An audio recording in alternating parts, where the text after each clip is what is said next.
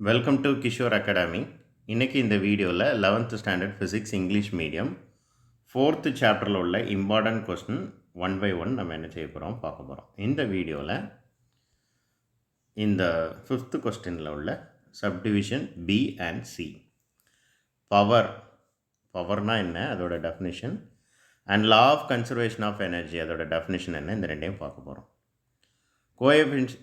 Coefficient of restitution already போட்டாச்சு, video போட்டாச்சு.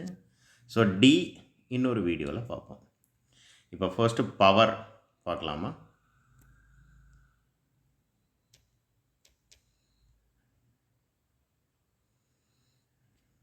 இங்கே இருக்குது பாருங்கள். Power is defined as the rate of work done or energy delivered, அவ்வளோதான்.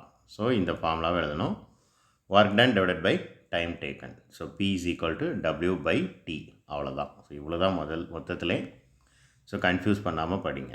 ஸோ பவர்னால் என்ன, ஒரு செகண்டில், ஒரு எக்ஸாம்பிளுக்காக எவ்வளோ வச்சுக்கலாம், ஒரு செகண்டில் ஒரு நபரால் எவ்வளோ வெயிட் தூக்க முடியும். இப்போது ஒரு ஒரு ஒரு நபரால் 10 கிலோ தூக்க முடியும் அப்படின்னா ஒரு செகண்டில் 10 கிலோ ஈஸியாக லிஃப்ட் பண்ணிடுறாரு. இன்னொருத்தர் ஒரு செகண்டில் 100 கேஜி ஒரு செகண்டில் லிஃப்ட் பண்ணிடுறாரு அப்படின்னா ஸோ இதுதான் பவர், அவ்வளோதான். ஸோ அடுத்து law of conservation of energy என்ன அப்படிங்கிறது என்ன செய்ய போகிறோம் பார்க்க போகிறோம். ஸோ இந்த இருக்குது law of conservation of energy states that energy can neither be created nor destroyed. இங்கேருந்து இங்கே வர எழுதணும். It may be transformed from one form to another, but the total energy of the isolated system remains constant. So இது ரொம்ப easy, சின்ன கிளாஸ்லேயும் படிச்சிருப்பீங்க. Energy என்ன செய்ய முடியாது, உருவாக்கவும் முடியாது, அழிக்கவும் முடியாது. இதுதான் ஃபர்ஸ்ட் லைனோட மீனிங். ஆனால் ஒரு ஃபார்மில் இருக்கிற எனர்ஜியை இன்னொரு ஃபார்முக்கு என்ன செய்யலாம், கன்வெர்ட் பண்ணலாம், ட்ரான்ஸ்ஃபார்ம் பண்ணலாம்.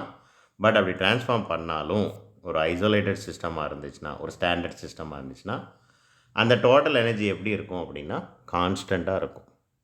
ஓகே, ஃபார் எக்ஸாம்பிள் 100% இருக்கக்கூடிய ஒரு எனர்ஜியை ஒரு எனர்ஜியை இன்னொரு ஃபார்முக்கு நம்ம என்ன செய்கிறோம் அப்படின்னா அங்கேயும் கண்டிப்பாக 100% கிடைக்கும்.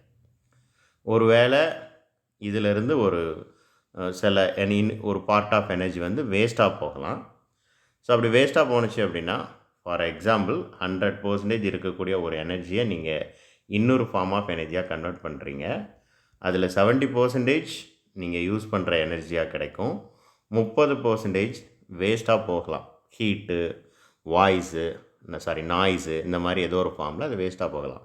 பட் இந்த 70யும் 30யும் ஆட் பண்ணால் அது எதுக்கு ஈக்குவலாக இருக்கும், 100க்கு ஈக்குவலாக இருக்கும். ரைட், இதுதான் law of conservation of energy. Thank you.